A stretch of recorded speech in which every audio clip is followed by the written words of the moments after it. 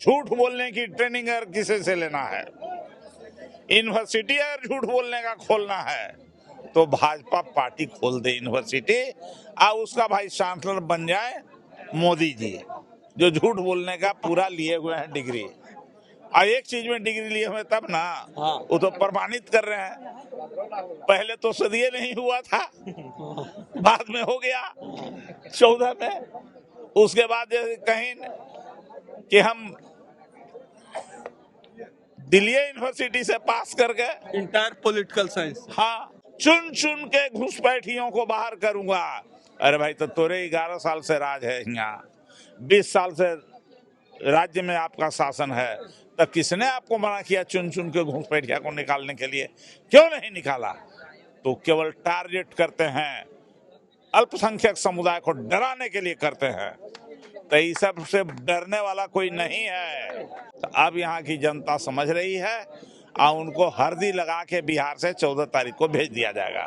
इस समय हम सिकंदरा में हैं, सिकंदरा विधानसभा क्षेत्र एक खास मामले में महत्वपूर्ण हो जाता है। महत्वपूर्ण इसलिए हो गया है क्योंकि इस बार सिकंदरा विधानसभा में दो मसले हैं। एक तो है कि यहाँ फ्रेंडली फाइट हो रहा है, यहाँ जो है महागठबंधन के उम्मीदवार उदय नारायण चौधरी जी हैं, और दूसरा ये है कि यहाँ कांग्रेस जो है का भी एक उम्मीदवार, कांग्रेस के एक उम्मीदवार विनोद चौधरी भी खड़े हैं, और वर्तमान जो प्रत्याशी हैं वो एनडीए गठबंधन की तरफ से जो है हम के प्रत्याशी हैं, जो इस समय विधायक भी हैं, प्रफुल्ल मांझी।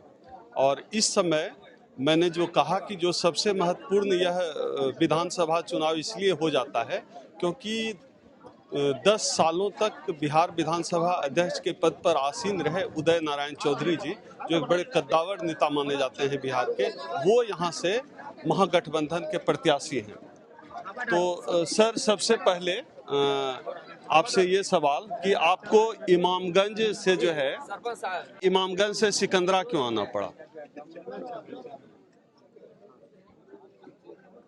कोई आना और जाने का कोई कारण नहीं है। पार्टी ने कहा कि वहां से जाके लड़िए, तो मैं यहाँ आ गया। तो यहाँ से पहले से कोई लगाव रहा हो या इस बहुत तरह? पुराना लगाव इस क्षेत्र से मेरा है। लोगों की बातों से आपने सुना होगा। जी। तो पुराना लगाव है। पार्टी ने कहा कि आप वहीं जाइए, मैं यहाँ आ गया। अच्छा, आप तो कह रहे हैं पुराना लगाव है, लेकिन आपके ही गठबंधन से जो है कांग्रेस के जो प्रत्याशी हैं यहाँ आपके साथ फ्रेंडली फाइट में, वो कहते हैं कौन है उदय नारायण चौधरी, हम नहीं पहचानते। बहुत अच्छी बात बोलते हैं, उनको धन्यवाद है इसके लिए।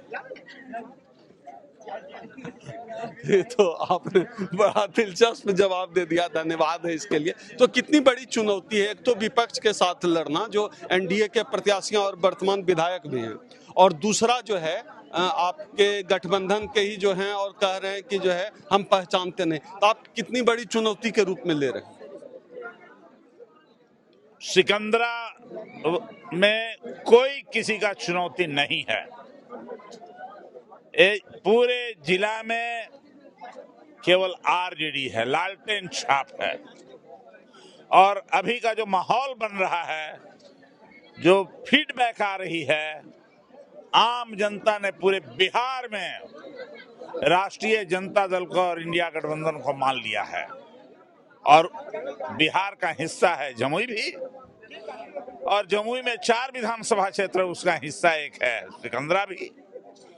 तो सिकंदरा की आम जनता ने भी मन बना लिया है कि तेजस्वी यादव को मुख्यमंत्री बनाने के लिए लालटेन छाप को जिताना है। आप कह रहे हैं लालटेन छाप की लहर है, लोग जिताना चाहते हैं, लेकिन जो 10,000 रुपये महिलाओं के खाते में दिए गए हैं उसका भी असर देखने के लिए तो मिल रहा है, क्या असर रहेगा? मेरे यहाँ ये 10,000 कर्जे का कोई प्रभाव नहीं है, कोई प्रभाव नहीं है यहाँ आम जनता में। महिलाओं से जब बात कर रहे हैं तो कुछ क्षेत्र में तो महिलाएं कह रही हैं कि 10,000 रुपया मिला है, क्या सच्चाई है 10,000 का? कुछ क्षेत्रों में कहती होगी महिलाएं। क्या सच्चाई है 10,000? अरे आधा को तो मिलवे नहीं किया अभी। और जो मिल गया है लौटाना भी होगा क्या? जी, उसको लौटाना भी होगा, सूद भी देना होगा। तो आप कह रहे हैं लौटाना भी होगा, सूद भी देना पड़ेगा, लेकिन महिलाएं कहीं कहीं तो जो खबरें आ रही है कि जो है ये एक चैलेंज के रूप में उभर के आ जाएगा मामला पूरा। समय बताएगा। हाँ। अब 10 दिन का सवाल है ना, ज्यादा दिन का सवाल नहीं है। एक बड़ा मुद्दा है, अभी कल जो है एनडीए ने अपना घोषणा पत्र जारी किया है और घोषणा पत्र में जो है कहा गया है कि जो है 1 करोड़ लोगों को सरकारी नौकरी देंगे। 10 सेकंड का भले ही घोषणा पत्र संकल्प पत्र कह के जारी किया, लेकिन बताया जा रहा है कि जो उसमें 1 करोड़ नौकरी देंगे। तो यह जो आप लोगों का जो महागठबंधन की योजना तेजस्वी यादव जी ने घोषणा की है, हर घर में सरकारी नौकरी, उसके मुकाबले आप जो है इस 1 करोड़ नौकरी को कैसे देख रहे हैं? पिछले विधानसभा के चुनाव में जब राष्ट्रीय जनता दल और तेजस्वी यादव ने घोषणा किया था कि हम 10 लाख बेरोजगारों को नौकरी देंगे, तो इसके जवाब में बीजेपी ने एनडीए की ओर से निर्मला सीतारमण को लाया था बिहार में, जो फाइनेंस मिनिस्टर है, और उसने आके कहा था कि 19 लाख लोगों को हम रोजगार देंगे। तो ये तो जवाब देना चाहिए निर्मला सीतारमण को, क्या हुआ 19 लाख का। और यहाँ तेजस्वी यादव जब बेरोजगारों को रोजगार देने की बात करते थे तो माननीय मुख्यमंत्री कहते थे कि पैसा कहाँ से लाएगा, अपने बाप के घर से लावेगा। तो 17 महीना में जब अवसर मिला और बिहार सरकार में जब हिस्सा मिला मजबूती के साथ, तो तेजस्वी यादव ने बताने का काम किया और लगभग 5 लाख लोगों को, बेरोजगार नौजवानों को रोजगार देने का काम किया। वैसे तो ये सवाल मोदी जी से या भाजपा से पूछा जाना चाहिए, लेकिन आपसे चर्चा कर लेते हैं। ये वाला जो 1 करोड़ रोजगार की बात कर रही है बीजेपी, मोदी जी पहले भी घोषणा किए थे कि हर साल 2 करोड़ रोजगार देंगे, उसी में ऐड हो रहा है कि कटौती होगा उसमें? 2014 में उन्होंने कहा था, जब पहली बार लोकसभा का चुनाव लड़ रहे थे मोदी जी, तो कहा था कि अरे वो तो अब कह दिया कि जुमले हो गया, 2 करोड़ लोगों को प्रतिवर्ष रोजगार देंगे। तो ये झूठ बोलने की ट्रेनिंग अगर किसी से लेना है, यूनिवर्सिटी अगर झूठ बोलने का खोलना है, तो भाजपा पार्टी खोल दे यूनिवर्सिटी और उसका भाई चांसलर बन जाए मोदी जी, जो झूठ बोलने का पूरा लिए हुए हैं डिग्री। और एक चीज में डिग्री लिए हुए तब ना, वो तो प्रमाणित कर रहे हैं। पहले तो सदिये नहीं हुआ था, बाद में हो गया 14 में। उसके बाद कहीं कि हम दिल्ली यूनिवर्सिटी से पास कर गए इंटायर पॉलिटिकल साइंस। हाँ, अकेला डिग्री वही मिला। जब कंप्यूटर नहीं बना था तब कंप्यूटराइज डिग्री छपा, कंप्यूटराइज सर्टिफिकेट उनका आ गया, जब कंप्यूटर था ही नहीं। हाँ, तब मिल गया। तो ये सब तो करिश्मा है उनका। अब उनके करिश्मा की पहचान हो गई है। अब बिहार है, बिहार जान लीजिए आप, उड़ती चिड़िया को हल्दी लगा देता है बिहार। इस बार भाजपा के चेहरे को लोगों ने पहचान लिया है। यही कारण है कि उनका जो छोटा छोटा जो है सब एनडीए वाला हिस्सा, एगो है बड़का टिकी रखने वाला, लंबा टिका डालने वाला, एगो है जो हिये का है, दूसरा है एगो मांझी जी, ये सब उनके छोटा छोटा, और उसके सहारे अब वो जीतना चाहते हैं। तो अब यहाँ की जनता समझ रही है और उनको हल्दी लगा के बिहार से 14 तारीख को भेज दिया जाएगा। अच्छा, सम्राट चौधरी जी जो मुरेठा वाले डिप्टी सीएम हैं, उनकी जाति के 2 लोगों की हत्या जो है कल आरा में हुई है, बाप बेटे की हत्या हो गई है। उससे भी बड़ा मामला जो हुआ है मोकामा में, जिसमें कि जो है एफआईआर दर्ज हुआ है अनंत सिंह पर, जो गंभीर मामलों में एफआईआर दर्ज हुआ है, जिसमें कि जो है वो एफआईआर होने के बाद गिरफ्तारी जरूरी हो जाती है। लेकिन इससे इतर जो मेरा सवाल है वो ये है कि लोग जो है एक चाकू छुरी भर भी लेकर नहीं चल सकते, लेकिन 3 सरकारी बॉडीगार्ड, एक इनका बॉडीगार्ड अनंत सिंह का, उसके अलावा प्राइवेट असलहा, ये क्या कोई बॉर्डर पे युद्ध हो रहा है? इलेक्शन कमीशन ऑफ इंडिया की भूमिका कैसे देखते हैं? ए भाई, सुशासन है। अच्छा, ये सब बात मत कीजिए, सुशासन है।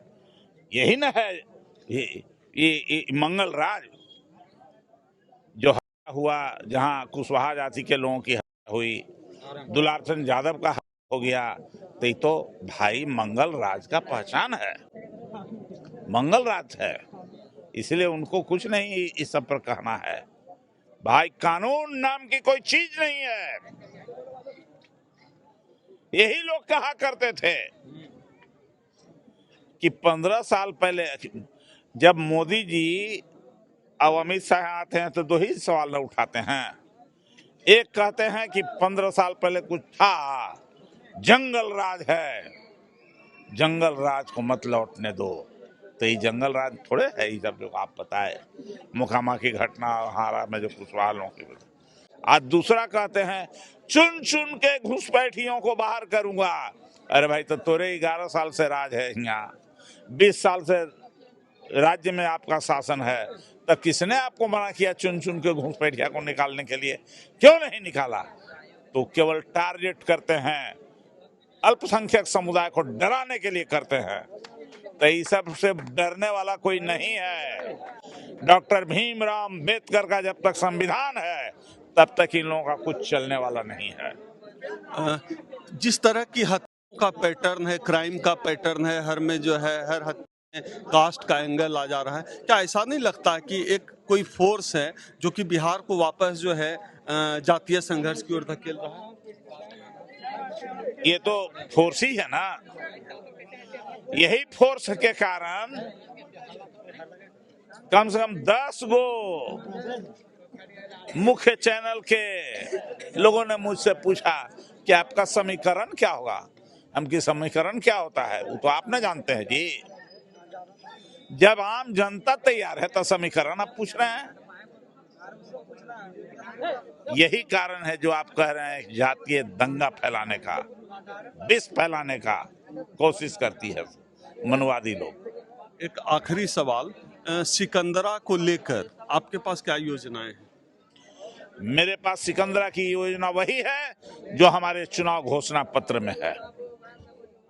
चाहे सिंचाई की व्यवस्था का मामला हो, पानी का मामला हो, रोजगार का मामला हो, स्वास्थ्य का मामला हो, वो सब हमारे घोषणा पत्र में लिखा हुआ है और उस घोषणा पत्र से सिकंदरा बाहर नहीं है। अच्छा, एक सवाल न पूछेंगे तो ये इंटरव्यू अधूरा रह जाएगा। आपने कोशिश किया बीच में, लेकिन जो है लालू जी के राज को जंगल राज कहते क्यों है? इस सवाल का जवाब दीजिए। लालू जी के जंगल राज को इसलिए कहते हैं कि यहाँ का गरीब, किसान, मजदूर, दलित जाने लगा थाना में और मजबूती से बैठने लगा और अपना हक अधिकार मांगने लगा, ब्लॉक में पहुंचने लगा, सर्किट हाउस में पहुंचने लगा। जब हाथ में चप्पल लेके जाया पड़ता था, यहाँ से हुआ बहुत लोग जो बड़े लोग थे उनके घर के सामने से, तो अब वो पैर में लेके जाता है। तो इसलिए वो हो गया जंगल राज। अरे आम जनता ने सर्टिफिकेट दे दी है लालू जी को कि इन्होंने बोलने की आवाज दी, ताकत दिया। पहले क्या था? आज के 30-40 साल के नौजवानों को नहीं पता है ये कितना शोषण और जुल्म था दलितों के साथ, आदिवासियों के साथ। ये तो 1990 के पहले वाले लोगों से पूछिए। कर्पूरी ठाकुर मुख्यमंत्री हुए, लेकिन उनको क्या कहा गया? लोगों ने क्या नारा दिया? कर्पूरी धर अस्तूरा, यही ना। ये आरक्षण कहाँ से आई? कर्पूरिया के, यही सब ना नारा लगता था। कर्पूरी ठाकुर जी को नारा अपमानित किया। हाँ भाई, तो पुराना आदमी ना है वो, कोई नया आदमी है। हाँ, नहीं तो धर अस्तूरा, छोड़ गद्दी, धर अस्तूरा। हाँ, नीतीश जी का एक वीडियो आया है उनके ऑफिशियल पेज से, जिसमें उन्होंने टेलीप्रॉम्प्टर पे पढ़ के जो है अपना जो है वक्तव्य दिया है। आप कैसे देख रहे हैं? अरे जब प्रधानमंत्री देते हैं टेली उस पर भाषण अपना, तो मुख्यमंत्री दिया तो बहुत बड़ा बात किया। संगति से कुछ न कुछ अकल होता है ना, वही संगति से हुआ है। ये थे हमारे साथ बिहार विधानसभा के पूर्व स्पीकर उदय नारायण चौधरी, जो सिकंदरा विधानसभा से इस बार महागठबंधन के प्रत्याशी हैं। आपको पूरी बातचीत कैसी लगी कमेंट बॉक्स में जरूर बताइएगा। हमारा चुनावी सफर जारी है, देखते रहिए द एक्टिविस्ट।